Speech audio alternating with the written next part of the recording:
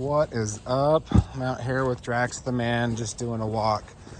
So at this point in my neighborhood, he's just dragging a leash right here. I've just got one with a end that doesn't have a loop in it. And I just want to go through the neighborhood now. If I slow down and kind of march in place or whatever, I want him to stay here the whole time. So even if I'm not saying heel over and over again, I want to go out and do a walk in a way that lets him process all these neighborhood stresses. So you watched when the truck just drove by us right there, and it kind of made him nervous a little bit, like you can see in his body language. And that's a healthy thing for him to be taking in. Now it's going a little too far ahead, so what I do is I turn all the way around, and then I'll vibrate this collar until he gets all the way right here. Come on. And then good boy. And so it's not really super dramatic. Heel, buddy. And levels that you're going to be, so 9 to probably 20. I'd say generally dogs are in the range of like 13 to like 35. So he's going to be on the low end. And yeah, most of the corrections, unless he's adrenalized, most of the corrections you'll be doing on him you wouldn't feel in your hand, which is ideal. I hate feeling like a jerk overcorrecting or anything. So oftentimes when I go out and I am walking them, come here, Drax. Drax, down.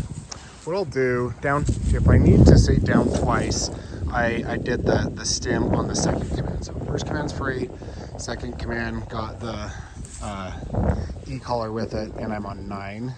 You are pretty, aren't you? He knows he's pretty. Makes him a little bit narcissistic. It's okay though. Now right here where the elbows broke down, I automatically tapped on the e-collar. Heel, come on, those are bumpers.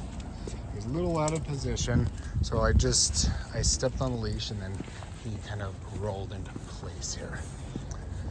Now, so I'm walking by a house with the garage door open, and I'm holding the vibration because he went out of position until he's all the way back there. And you see that little stress yawn, he shook his head. And so that's just like the page feature of it. It's not an electric, but I will say oftentimes, especially like where we're on these low levels, your vibration will sometimes be harsher than your electric. So just be kind of prepared for that when he comes home. You don't have to do much with it right now. I don't know if it matters. Whenever I come to an intersection, I will just stop and I want him to wait. I don't think I've ever saved a dog's life or anything, but it's just kind of a structure and discipline thing that helps us out. So we come here, Drax, wait. Good job, pretty guy. Heel. And just like him sitting is kind of a check-in where he's like, we're doing good now. He's a little far ahead, so I hold down vibration until right there. Good boy. And we let it off. At this stage in the training, I'm doing far less communication than I was early on. So, there would have been a lot of body language early on, patting my hips, stuff like that, which isn't fully necessary, at this point. Like the idea is to communicate enough, but less and less over time. So we create a dog that tries to anticipate your moves and is just kind of intuitive to what you're doing. Now he's getting a little far ahead. Drax heel, so I'm pushing the vibration and letting off. Now next time I'll do the electric if he goes far ahead. So I'm going to kind of go away and see how he responds. Now he didn't come to me, so I hold down 9 until right there. Because I want that, we want to create a bit of a vacuum. Like when I go away from him, I want him to be motivated to come to me. And that's the beauty about the e-collar. A correction on 9, none of us would feel as humans. And ethically, I can get behind creating urgency in that way. And it just seems to, create less frustration, less pain than a prong. He's a little far ahead. So I'm actually slowing down and then letting off the vibration right there. Hopefully this is a kind of a good example of, hopefully it kind of shows you what you want to do on your walks. The trickiest thing is the e-collar. So I can tell you guys, heel, so still pushing this button now.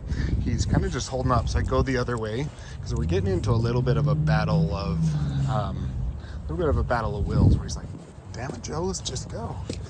I'm like, just walk with me. And we need him to just walk with you. It's important that if I stop, that he's aware and he stops with me. Good boy. Because when he does this, he understands who dictates where we go on the walk. And really, this is 60 to 70% of the behavioral equation is if they heal well with you. And it's really pretty simple once you know what to do and you're not working against their opposition reflexes with the leash and all that. And we all do that. So it's all a progression. It's all a journey. Drax is doing awesome in his journey. Wait, his number one flaw is he's too cute. He's got that sweet, round, meaty head and those, just like those round puppy dog eyes. And so people want to smooch his face. And he wants that about as bad as he wants a bellyache. Huh, buddy? Anyway, thanks for watching. Sorry about all the rambling.